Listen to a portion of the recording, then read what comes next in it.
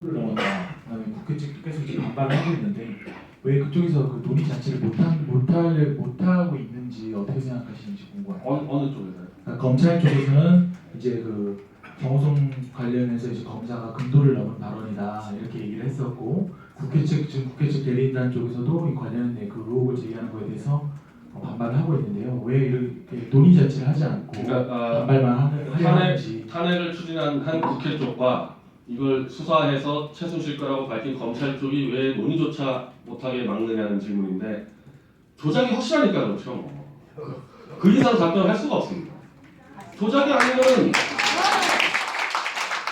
검찰이 재판정에 제출해가지고 검증이라 당연히 그렇게 하는 거고 조작이 아니면 JTBC가 화면 다 공개해서 해명을 하는 거죠. 조작이니까 그렇지 뭐 다른 거 제가 해명을 드리는 거고. 자기 발등 자기가 찍은 사람 봤어요? 예.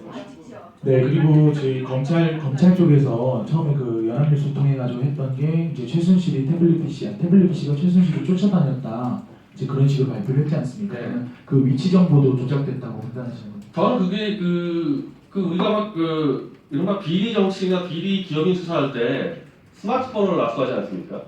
그럼 스마트폰이 전부 다 이 통망에 이제 가입이 되기 때문에 기지국을 수사합니다. 그래서 기지국을 수사해서 이 스마트폰이 몇 월 며칠 몇 시에 어느 골프장에 있었다 이렇게 찾아가지고 증거를 하거든요. 그럼 검찰이 당연히 이게 이 통망에 가입된 이 태블릿 PC면요 기지국을 수사했으면은 24시간 동선이 파악되거든요. 저는 했을 거라고 봅니다. 당연히 24시간 동선 파악하면은 최순실 건지 누구 건지 그냥 나오지 않습니까? 그거 안 한 리가 없어요. 그걸 해놓고 그거는 얘기를 안 하고 딱 2012년, 2013년 독일에 한 번 왔다 갔다 하는 거 2번입니다. 1년에 한 번씩. 그때 로밍콜 받은 거 2번만 얘기하고 있는데 최순실 씨가 독일을 자기 집 뜨다듯이 왔다 갔다 했습니다. 1년에 4-5번 왔다 갔다 했는데 그러면은 4-5번 정도 로밍콜이 있어야죠. 딱 한 번씩만 지고 싶었고요. 그거 이전에 기지국 수사에서 동선을 파악하지 누가 로밍콜 가지고 파악합니까? 지금까지 검찰 수사는 다 해내세요. 스마트폰 수사할 때. 기지국 수사를 분명히 했을 거다. 근데 그거를 못 발표하는 이유는 최순실 동선과 다르기 때문에 발표 못하고 있다고 생각하고 있습니다. 드리겠습니다. 헌재에서 대통령 측 탄핵심판 대리인단에서 검찰에 대해서 태블릿에 대해서 감정 결과 제출 명령 신청을 했습니다. 이에 대해서 요지는 뭐냐 하면 태블릿에 대해서 최순실 거라고 했는데 최순실은 부인하고 있으니까 그렇다면 검찰이 말하는 디지털 포렌식 전문가에게 소유자가 누구인지 감정을 했을 거 아니냐 이런 전제에서 그 결과에 대해서 제출하라고 명령 신청을 한 것입니다. 그럼 만약에 검찰의 답이 2가지일 텐데 자기는 감정을 해보지 않았다. 이건 역시 아까 전에 말씀드린 것처럼 직무유기입니다. 그처럼 중대한 상황에서 왜 감정을 해보지 않았냐. 그 다음 2번째로 그러면 감정을 해봤는데 왜 미적거리고 내지 않느냐. 아마도 감정 결과가 부정적이었겠죠. 맞습니다.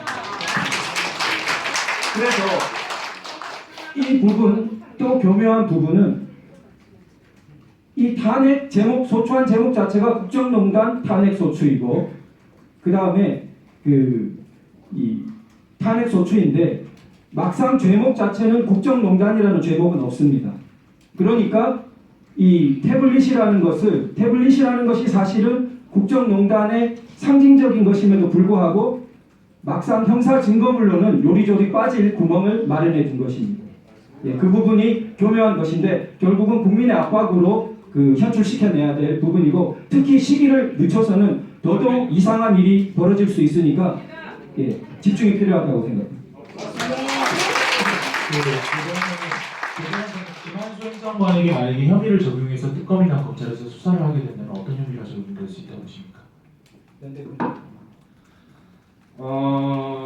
현재 김한수 행정관은 변호사님이 답해 주셨습니다. 근데 팩트를 김한수 행정관은 팩트를 잘 모르실 테니까 그래서요. 제가 설명하고 법적으로 보충할 수 있을 텐데 김한수 행정관의 태블릿 PC가 맞고 그것을 김한수 행정관이 어떤 절차를 통해서든 JTBC 쪽에 넘겼다면은 지금 정호성 전 비서관이 혐의를 받고 있는 공무상 기밀 노출이죠. 그게 그대로 적용이 되죠, 김한생 장관에게. 이거 맞죠? 네. 그래서 사실은 그거 고발도 좀 준비를 하고 좀 고민하고 있습니다. 그렇게 할지 안 할지 부분에 대해서. 그리고 한 가지 더 추가드리면은 최순실 관련해서 인맥들이 조금이라도 사업에 개입한 사람들은 모조리 구속 수사하고 있습니다. 단 한 명도 예의 없이. 김한생 장관은 바로 최순실 씨의 외조카의 고등학교 동창이고 창조경제 사업의 홈페이지 사업 한 3억 8천짜리에 개입을 해가지고 이른바 원래 정부 사업은 수의 계약했을 때 액수가 정해져 있는데 2천만 원 이하로 다 잘라서 최순실의 차명 회사에 밀어준 혐의를 조선일보가 특정 보도했는데 유일하게 검찰은 김한수 장관만 수사하지 않고 JTBC도 최순실 인맥들 해먹은 건 다 보도하면서 유일하게 김한수 장관만 그 부분 보도 안 하고 있습니다.